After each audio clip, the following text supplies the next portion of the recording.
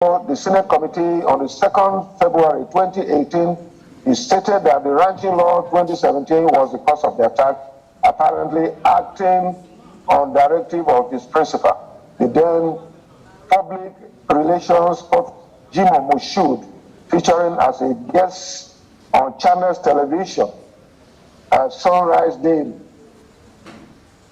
of February 2018, of 6 February 2018, described me as a drowning man. It is on record that shortly after the 2018 year attacks, during which more than 73 people were killed, the president directed the IGP to relocate to Benue and bring an end to attacks.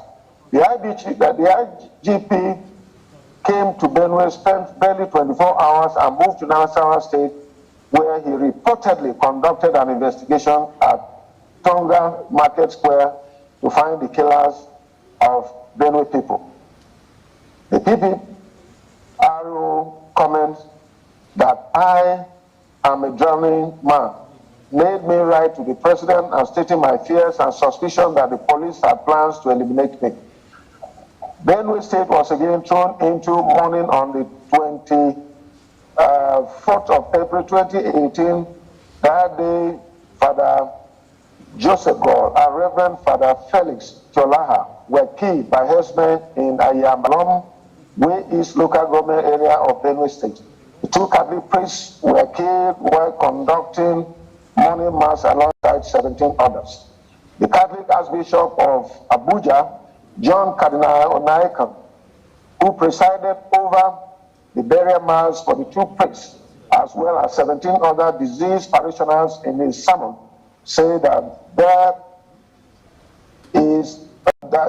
Nigeria is in a state of emergency, and as such, government must stop paying lip services to the issue of security. In his words, and I quote, "The nation is in a state of emergency. We demand for synergy, division, especially on tribal lines, will only throw our nation to anarchy." The Vice President, Yemi Osibanjo, who also attended the burial mass of the priest, described the killings as satanic and evil, assuring the people that this will be defeated and ended. He promised that we can be sure of justice by apprehending and punishing their assailants. We must rebuild places that have been damaged and heal wounds that have been caused. Across Nigeria, wounds that have been caused.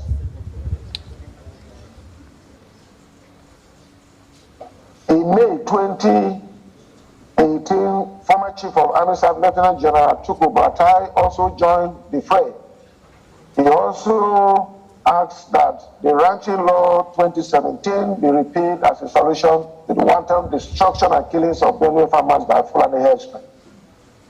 The Minister of Transport, Mr. Rotimi Amechi, on Sunday, November 18, 2018, made scurrilous allegation and reckless assertion on Channels Television Sunday Politics program concerning the unprovoked massacre of the 2 Catholic priests and the 17 worshippers in Ayabalon, Benue State, earlier in 2018, and asserted that the people who killed them were from Benue State. They were not herdsmen.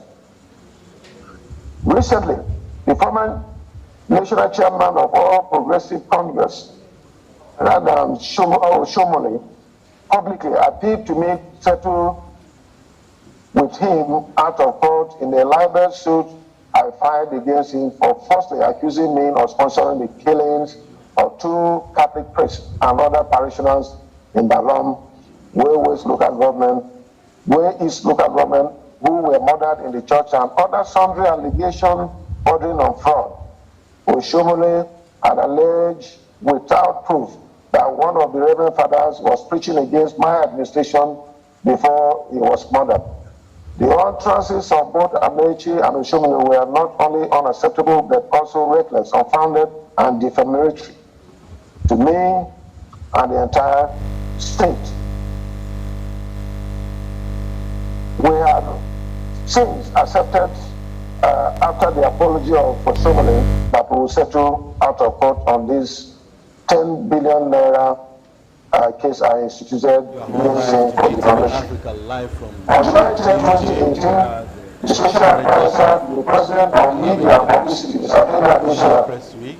while speaking on Africa Independent Television AIT morning program in response to a question on ancestral attachment to land, made a statement that shocked many Nigerians. He said, and I quote, "Ancestral attachment, you can only have ancestral attachment when you are alive. If you are talking about ancestral attachment, if you are dead, how does the attachment matter? So if your state genuinely does not have land for ranching, it is understandable. Not every state will have land for ranching, but where you have land and you can do something, please do for peace. What will the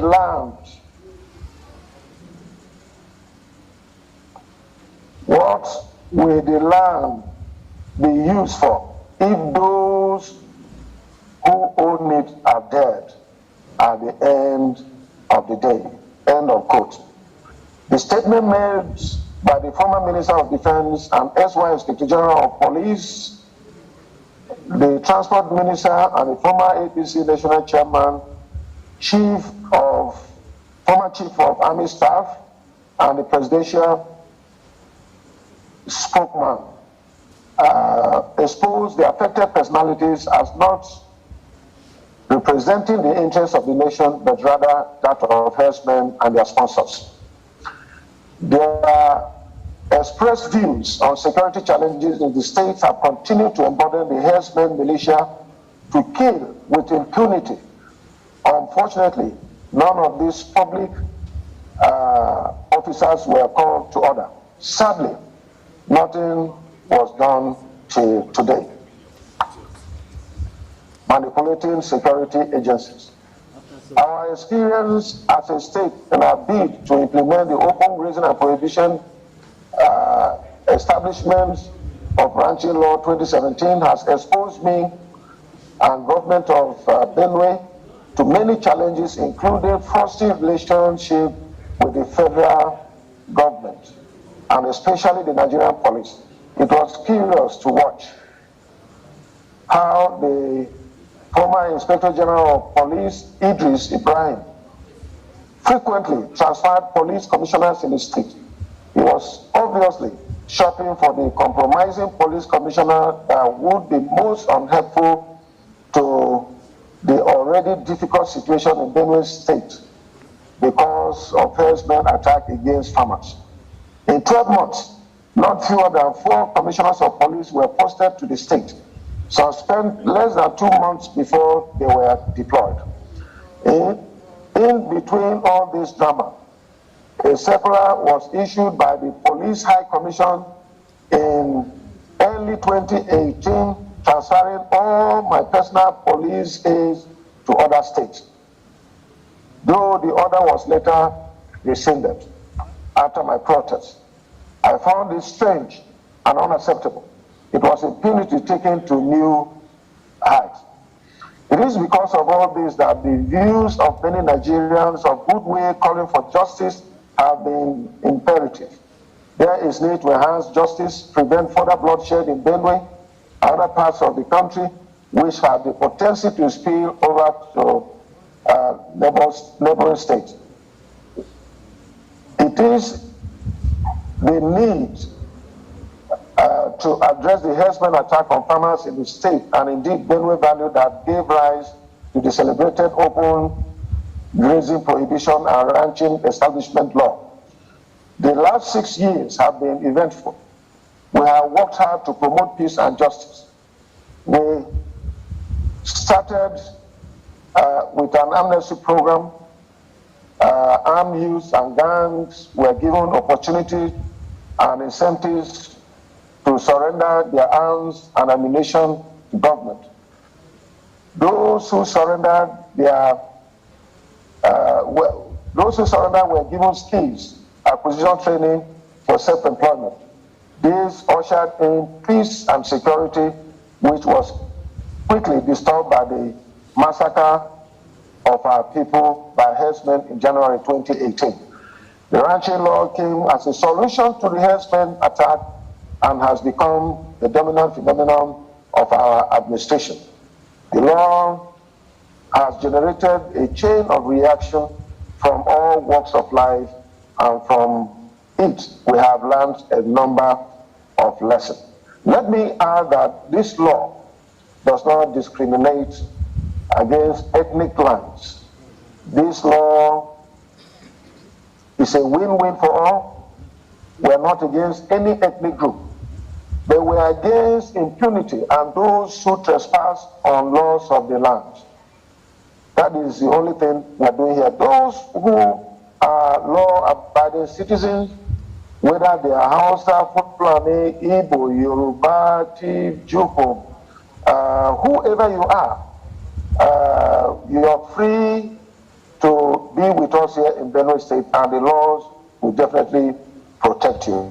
So all ethnic groups are permitted by our law to do lawful livestock business here without hindrance from any quarter.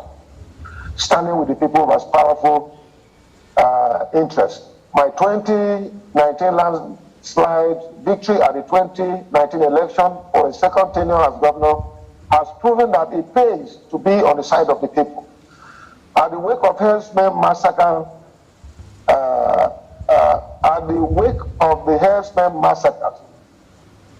visited on Benue farmers, I am still facing persecution from many powerful interests. It would have been easier for me to have serviced their needs, wishes, and interests. I do not. Instead, I stood with my people on the side of justice and equity.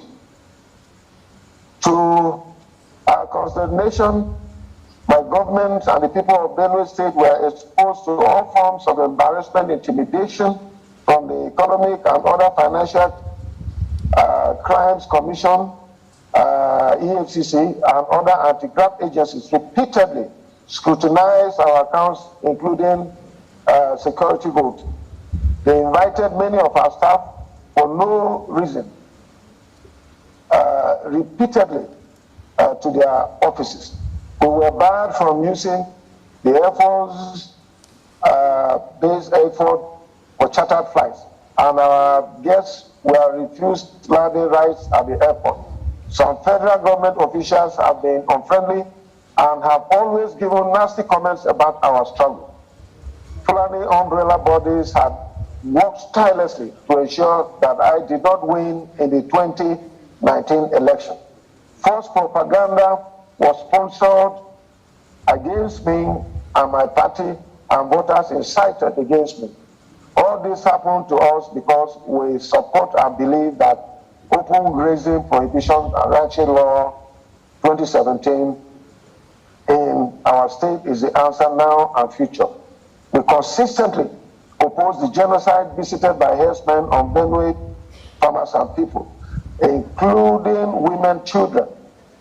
In spite of this, and the policy of funds to effectively conduct electioneering campaigns, my people gave me landslide victory. The lesson is that it pays to stand with your people. Time for patriotic leadership. I have learned from my experience that Nigeria has critical deficit of sustainable leadership. We seem to have a dearth of bold and courageous leaders who will clearly identify with what is good, loudly tell the nation. We have a lot of lily-livered people who masquerade as national and regional leaders in this country that are afraid to speak and advise the federal government correctly. Many leaders have confided in me that our position on ranching of livestock and rule of law to ensure justice, fairness, and equity are good, only for Benue State, but for Nigeria as a whole, but they cannot speak publicly to support it. Where then are our elder statesmen and women? Where are our political leaders who speak out loudly, who would speak out loudly instead of whispering in closet on crucial, critical national issues, including existential challenge such as the herdsmen sack and pogrom of entire villages and communities in Benue State and other parts of our country? I would rather go with Dr. Martin Luther King Jr., who said, and I quote, "If peace means keeping my mouth shut in the midst of injustice and evil, I don't want it. If peace means willing to be exploited economically, dominated politically, humiliated and segregated, I don't want peace. I want peace that is anchored, I don't want peace," end of quote. I, Samuel Ortorm, want peace that is anchored on justice, freedom, and fear of God. As long as Nigerians, leaders are not willing to stick out their necks to speak against the many ills of our brand of federalism, the more we remain dominated and undeveloped. The Bible encourages us to speak truth, and the truth will set us free. It is not yet over as attacks on innocent farmers and decreasing a bit marginally. Thanks to Mr. President for launching Operation Wise Stroke after exercise Ayeme Patuma, which failed to contain the carnage.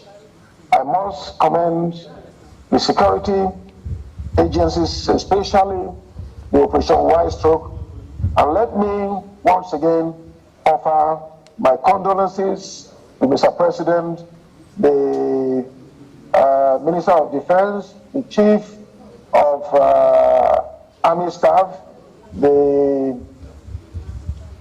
Chief of Defense Staff, the Chief of Air Staff, the Chief of Naval Staff, and all security agencies for the unwarranted and unprovoked attack on our Nigerian troops, which led to the death of a captain and others. Benue State deeply regretted this, and we're not going to relent. As a government that believes in the rule of law and due process, we will ensure that those people who were involved in this act are apprehended and the law will catch up with them. We are not going to rest until those people are apprehended. We condemn any form of attack on security agencies, not just on soldiers, but all security agencies. Because security agencies are meant to protect all of us and provide peace for us to continue our day-to-day business in life. All of us are affected. Attack on security is an attack on all Nigerians. So we must together condemn this act. Nigeria needs a ranching policy. My research and reflection on the establishment of ranches have made me come to the conclusion that national legislation or ranching or a policy is urgently needed, like that of the National Livestock Transformation Program, which allow all states to adopt better ways of handling whether ranching or open grazing where you have the land, you can do open grazing. Where you don't have, like Benue State, you ensure ranching. At least 24 out of 36 states now have serious farmers and herdsmen crises involving killings. Without ranching laws, herdsmen may soon be at every doorstep that this will compromise farming and food security across the country. It will also complicate our demographics. because many of those who want to herd livestock indiscriminately into the country and dispossess others of their ancestral lands are not even citizens of this country. Herdsmen attack on farmers will only come to an end when open grazing is completely eliminated. Many countries in the world, including those in Africa, have embraced ranching. It is a good practice that enhances productivity of animal and quality of meat. There are potentials that good implementation of ranching policy will make Nigeria become an exporter of meat and its associated value chain of animal protein and allied products. There is also lucrative business in Nigeria with strong suspicion of, there is another lucrative business in Nigeria with strong suspicion of connivance with government officials. The rise in kidnappings of categories of people across the country is a dangerous trend. We don't know who is telling the truth. But as it stands, there are strong allegations that desperate politicians brought into the country foreign mercenaries to help them win elections. Unfortunately, after the elections were lost and won, the mercenaries were abandoned, leading to the worsening security in the country. I have warned in 2019 in my lecture at the University of Nsukka that those who think that the problem of herdsmen is only that of Benue Valley and Middle Belt states should watch out. Nobody believed me. Now, the challenges posed by herdsmen have spread across all the states of the Federation. First, it started with the Plateau State and Southern Kaduna, and then Taraba, Damawan, Niger, Kogi, Nasarawa, Delta, Cross River, Ondo states, and so on. It is still spreading, and it has become a national social and economic problem too difficult to contain. Restructuring of the police for service. I've had a lot of experience with many police commissioners as well as police officers sent in Benue State for assignment. The current Nigerian police is not really Nigerian police, but the police of some people in power at the center. All I can say is that we need state police and local police and the local government areas beside the federal police are not as a police force, but as a police service, answerable to the entire people and not just the few in government. The state police will complement the federal police, and the local police will complement the federal and state police services. In some countries, there are several levels of police services, such as federal, state, and local government areas, county and cities police services. Universities in other countries of the world have their own police as well. This important reform is required to address not only the herdsmen massacre of farmers, but also other forms of banditry, general insecurity in the country. Nigeria is critically under-policed in terms of numbers, competencies, and equipment. Funding to the state is obvious. The patriotic Nigerian. Nigerians are prepared to support that man or woman who is patriotic and ready to offer selfless service to the country and its citizens. A person who is willing to work for the common good of the people and whose actions will promote peace, unity, and development. I attest to this because I have done this and learned a lesson. Benue people have given me the mandate to lead them again because I have won their trust through selfless service. I have inspired them to denounce injustice, domination, religious intolerance,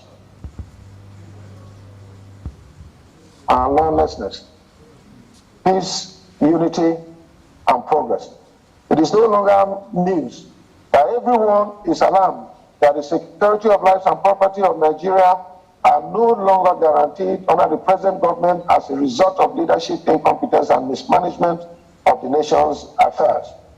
As governors, the Constitution recognizes us as the chief security officers of the state, but this is mere theory. For every one of us with a role to play in the handling of some of the worsening situation, there is greater regret. Our hands are tied behind our backs as the entire coercive authority in the country is monopolized by the federal government that has skewed the security architecture along religious and ethnic lines. Time has come to take advantage of the ongoing constitutional amendment process to decentralize the security architecture of Nigeria and evolve the states and local governments. The security challenges have assumed a new dimension where new and modern arsenals and armed Fulani herdsmen therein enforce their will on legitimate owners and occupants of ancestral lands in many states across the country, where they seek to take over. There are many areas of concern over the federal government's action and inaction, including the widely discussed concern over inequalities in key appointments. This has reinforced the perception that the administration is not fair and just to all Nigerians. Currently, there is an upsurge in awareness in sectional and ethnic cleavages amongst various groups across the country. I'm deeply worried. All our fault lines and differences are being stretched to the limit by government that clearly lacks the capacity to govern. The meeting agreed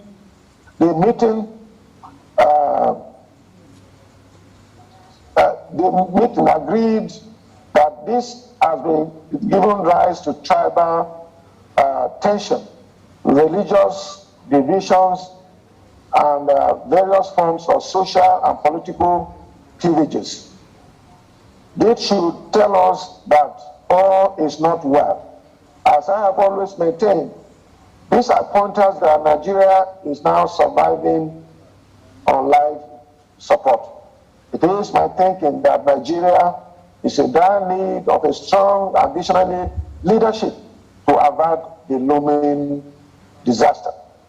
In my letter to the President with reference number A168/1/189 dated 18th January 2018, I reiterated how we have been alarmed that rather than showing visionary and patriotic leadership by arresting and prosecuting leaders of violent Fulani socio-cultural organizations suspected to have been involved in the criminal activities, these leaders have received encouragement, become more emboldened, and intensify the atrocities across various actions and inactions by the federal government, including the following: open visa policy, which have promoted unprecedented influx of foreign Fulani herdsmen carrying sophisticated and prohibited weapons into Nigeria; non-compliance with ECOWAS protocols on transhumans; swift condemnation of any passive or real threats on Fulani while maintaining silence over atrocities and admonishing victimized host communities to accommodate their oppressors and learn to live in peace with them. The failure to arrest, disarm, and prosecute armed herdsmen and Fulani militia. Disarm other Nigerians who have licensed weapons. Continuation of open grazing and support for grazing reserves. Stock routes, cattle colony, and ruga despite nationwide acknowledgement that this practice is unviable and that ranching is the global best practice for livestock production. The non-implementation of the National Livestock Transformation Plan, despite its approval by the National Economic Council, chaired by the Vice President of the Federal Republic of Nigeria, with members joined across all state governors, the Minister of Federal Capital Territory, and of course key other ministers and other agencies of the Federal Republic of Nigeria, is completely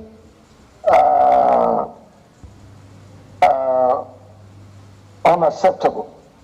The non-implementation is unacceptable. This ugly situation has caused devastation across the country. Currently in Benue State, 19 out of 23 local government areas have been affected by attacks by Fulani herdsmen. The total number of internally displaced persons currently in camps in the state is over 480,000 persons.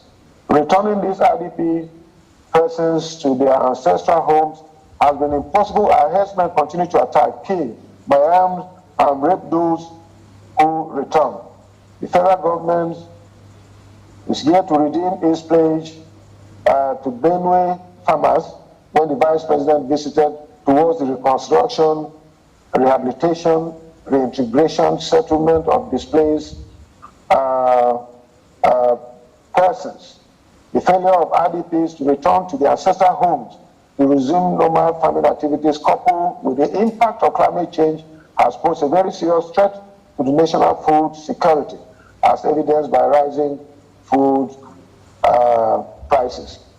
For a united Nigeria, when the Northern Leaders Forum visited President Muhammadu Buhari shortly after his election in 2015, the Nigeria's former permanent representative to the United Nations, the late Alhaji Maitama Sule, conversed entirely, and I quote, "With justice, you can rule Nigeria well. Justice is key. If you do justice to all and sundry," and I say all and sundry, if you are going to judge between people, do justice, irrespective of their tribe, religion, or even political inclination. Justice must be done to whosoever desires justice. End of quote. This call for justice is the desire of every patriotic Nigerian. It is not a call against Fulani race or any other ethnic group, but a call to make Nigeria work for every Nigerian in line with the oath of office we took as leaders. The President has pledged to be for all Nigerians and to be for everybody and for nobody. Unfortunately, his action seems to be tilting towards some people at the expense of other ethnic groups. I share in the thoughts of my colleagues, the PDP governors, that there is an urgent need for the devolution of power and restructuring of the country in a way that brings together various groups and tendencies in the country. This imperative is timely now, as Nigeria cannot afford another civil war. This is the way forward if we are to kill the rising voices of agitation against perceived marginalization and injustice. Permit also to share some thoughts of common concern as were reiterated by Nigeria Tribune editorial of June 25, 2021. Of January 25th, 2021, it has, and I quote, "It has become an established pattern for his presidency to swiftly intervene on issues bordering on atrocities of Fulani herdsmen in the country, acting as their publicists in a fashion that assails the sensibility of other Nigerians and oftentimes unabashedly descending into the arena and polarizing the country along ethnic and regional lines. This sordid threat is inimical to confidence building, genuine bonding and cohesion of citizens in a multi-ethnic, multi-cultural, and multi-religious society and it is really concerning and perilously so that such vital sensitivities are being discounted at the highest level of governance in the land. The way forward is for Mr. President to eschew favoritism and be for all Nigerians. We all must ensure justice, fairness, and equity in all issues relating to public safety and security for the reputation and the fate of our dear country. In the same vein, we must rise up together as a nation to confront the challenges of these times to avert the country's drift to anarchy and disintegration. A situation that psychopaths and praise singers may unwittingly hide away from us. Specific recommendation for peace, unity, and progress. The federal government should immediately implement the National Livestock Transformation Plan in line with the recommendations of the National Economic Council. Consequently, all funds released for the implementation of rural policy should be recovered and rechanneled towards National Livestock Transformation Program for implementation. The federal government should also direct the Nigerian police and other security agencies to enforce prohibition of open grazing laws passed by various states of the Federation. The federal government should also abolish open visa policy and direct relevant security agencies to ensure full compliance with the ECOWAS protocol on transhumans. The federal government should also immediately pay compensation to families of persons killed and whose property have been destroyed by armed foreign herdsmen in various communities across the country. Condemn the atrocities perpetrated by armed herdsmen, arrest, prosecute the leadership of and destruction of communities across the country. These include Engineer Saleh, President and Secretary of Mayati Alakat and Haure, along with their sponsors. Leaders and sponsors for criminal gangs, cultists and militia groups must also be identified, arrested and prosecuted. The federal government should also proscribe all militant Fulani groups, as was done in the independent people of Biafra. Given that the global terrorism index ranks Fulani militia as the fourth deadliest terrorist group in the world. Similarly, other extremist groups should be proscribed across the country. The federal government should license law-abiding citizens to bear automatic weapons in self-defense.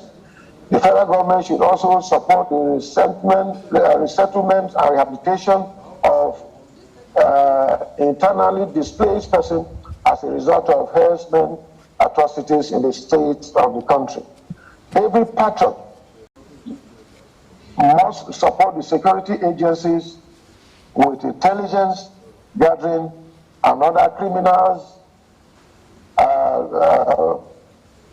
Every patron must support security agencies with intelligence gathering and any other means to ensure we work together to surmount the security challenges that we are facing, because security is not just the responsibility of security agencies alone. It requires all of us to join hands together, work together to achieve this. So whatever you can do, whether in terms of intelligence gathering, whether in terms of funding, in terms of any kind of support that we help this security turn with the criminals that are all over our country. Let us support them. We all must ensure justice, fairness, and equity in all issues relating to public safety and security.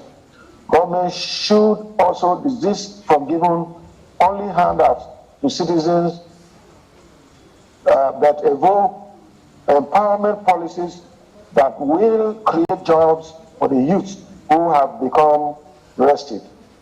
The organized private sector, which is a major employer of labor and contributor to the economic development globally, should be encouraged by governments in Nigeria through enabling environment and legislation. Gentlemen of the press, I leave you with these famous words of Dr. Martin Luther King Jr. Without justice, there can be no peace. He who passively accepts evil is as much involved in it as he who helps perpetrate it. End of quote. This is a call to action. It is our responsibility to work for justice individually and collectively so that we can achieve the sustainable peace we yearn for Nigeria. Thank you. God bless you. In God we trust. Thank you very much, Your Excellency. We appreciate you. Please, can we clap for His Excellency?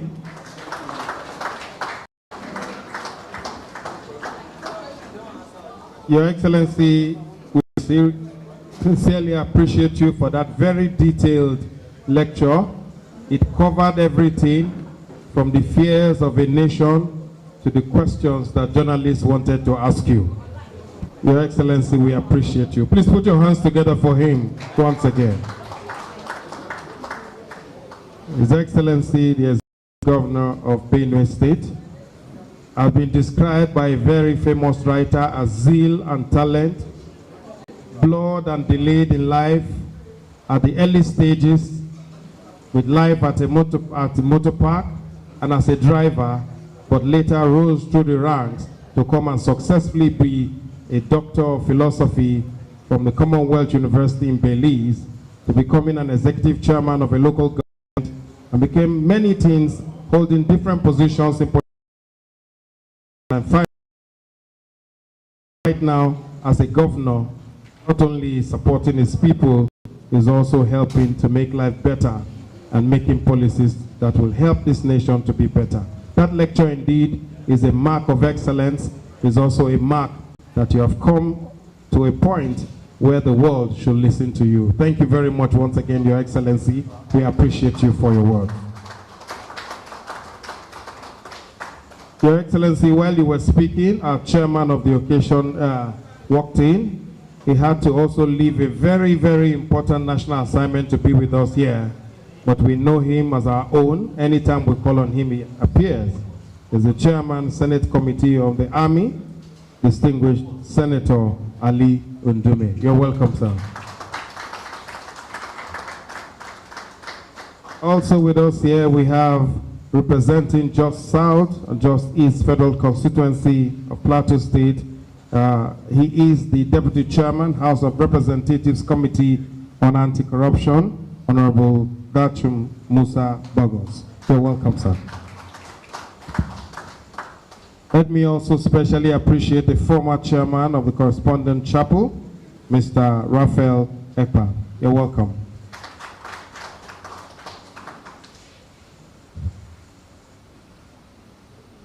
The next item on the program is a very straightforward one, and this is a shorter version of by the governor of Benue State. He will help us prepare ground for the other people who will be speaking as our panelists for today, to help us dissect and digest what His Excellency the Governor has spoken about. But we have respected so much as a friend of the press. He was born in Goza, and he went to Ubi, Bongola State, now Adama, for his secondary school. He came out with a Division 1. He later went to Kaduna Polytechnic, where he studied marketing, and went to Federal Poly Ilaro, where he went for his NYSC, and then he also joined politics. He also went for his postgraduate degree in the University of Toledo, Ohio, in the United States, where he got a B.Ed and an M.Ed in 1990, and was admitted into Phi Kappa Phi Academy Society for his performance. He is a student, he's a scholar, a teacher, a mobilizer, and a friend of his people. He's a fearless politician, and has remained simple despite living in a world of complexities. Distinguished guests, ladies and gentlemen, our chairman for today will deliver his address. Let's welcome distinguished Senator Ali Ndume for his address.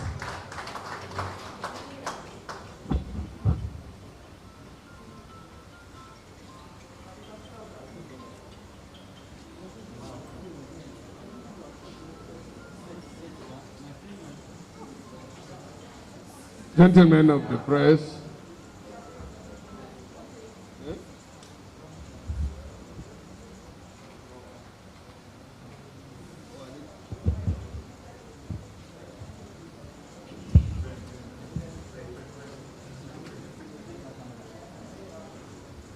the members of the high table here, and gentlemen of the press, good afternoon.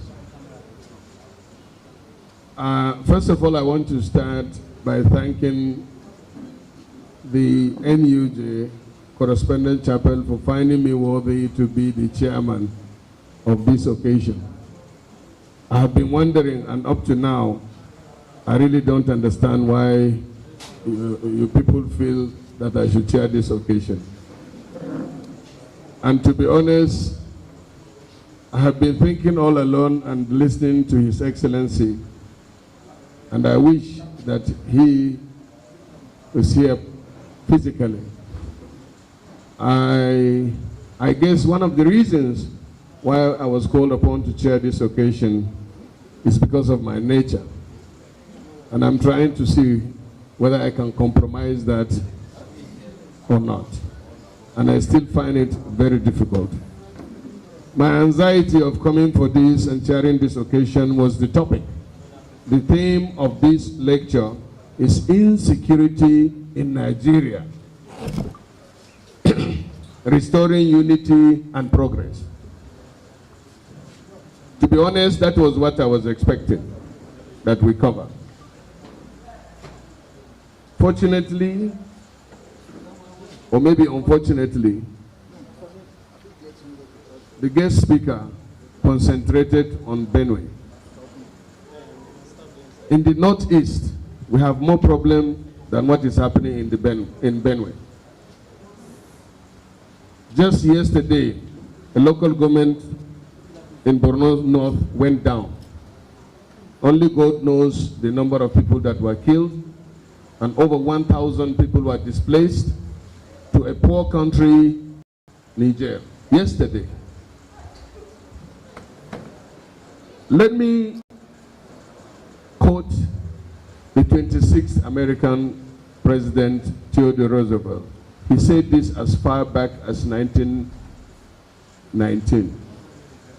He said, this country will not be a good place for any of us to live in unless we make it a good place for all of us to live. And I said this before, this was just my mindset, that in this country, the bottom line is that if there is no opportunity for son of nobody to become somebody without knowing anybody, there will be no peace in the country. And that is what we are saying. So, mine is that insecurity in Nigeria is as a result of injustice. Injustice and inequality. Where there is no equity and justice, there will be no peace. And where there is no law and order, there will be no justice. All these things that His Excellency concentrated on, especially in Benue, is because there is no justice, equity in Benue. And why is this not there? It's because there is partial or total failure in leadership from top to bottom. If you are blaming the top, what of the bottom? Or what of the position you are occupying? All of us here are Nigerians.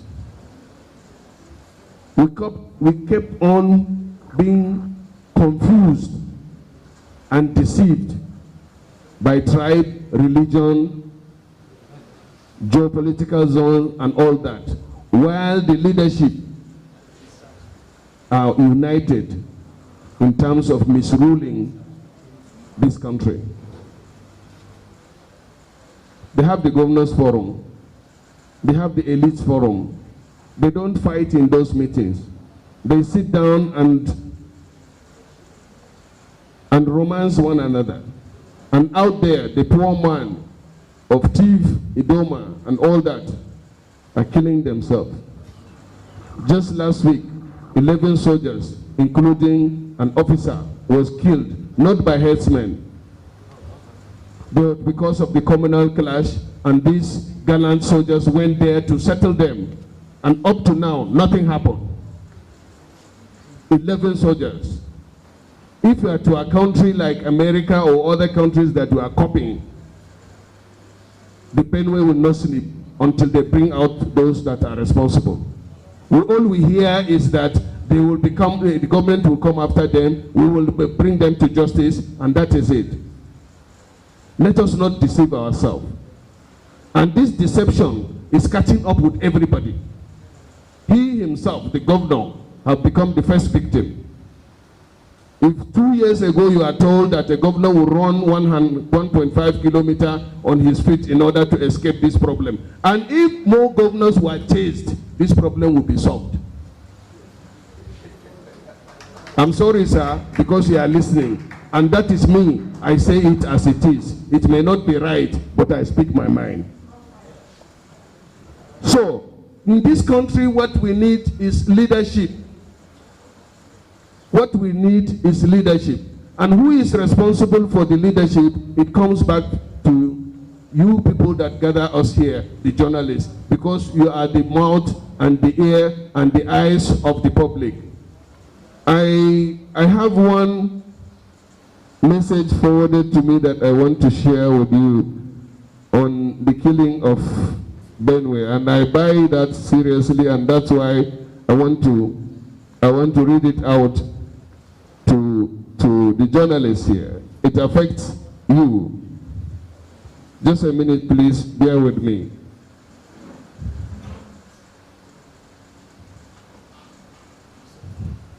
Okay, and your chairman is even close by here, so that you don't say I am the one that concocted it. It was forwarded to me as I received. It said, everywhere is quiet now since the discovery of the bodies of 11 military personnel, including an officer. And by the governor's speech now, that officer is up to the rank of a captain in Benue. The pain of activism, Musa is here, I think. Musa, are you hearing me? Musa Rafsanjani. I'm reading one quote, and I want you to listen. It says, the pain of activism is dry. The voices of human rights activists is mute. Perhaps the life of a soldier doesn't have any value. Hypocrisy is a disease. If the army decides to give the Zaki Biam or OD treatment now, all hell will break loose.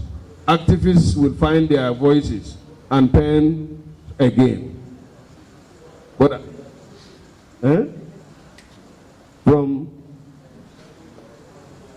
okay, I think it was from a soldier that wrote this. And truly, you can imagine if your brother or sister or son or any relative, or even as it is now a Nigerian, sacrificed his life, enrolled into the Nigerian army, and he was posted from, let's say, River State to Benue, not to fight, but to make peace between communities or community that are fighting. And then they kill 11 of them. Their rifles were taken away, and now it's taken to getting to 1 week, and all we hear is that they will be apprehended, prosecuted, and justice will prevail. We have had this in so many cases. Just today, if you read in the papers, in Cross River, 11 people in this country were beheaded. Nothing is done about that. I want to call or use this opportunity. Honestly, the reason why I'm just hovering around is because the main topic of this discussion, which is what brought me here, have already been debated. We are supposed to talk about insecurity in Nigeria and how to restore peace, unity, and progress. And the only way we can do that is when this leadership of governors, presidents, and even legislators are giving excuses, are blaming one another. I was in PDP one time, and now I'm in APC. With all due respect, His Excellency was in APC, now he's in PDP and singing PDP song. That is not what we want in this country. We want peace, please. We want security. We want welfare. The governors, the leadership, the legislature are not accounting for what they are doing in this country. Instead, they are confusing us with all these talks, and they keep on stealing the human resources. And after 8 years, you hear a governor is a billionaire.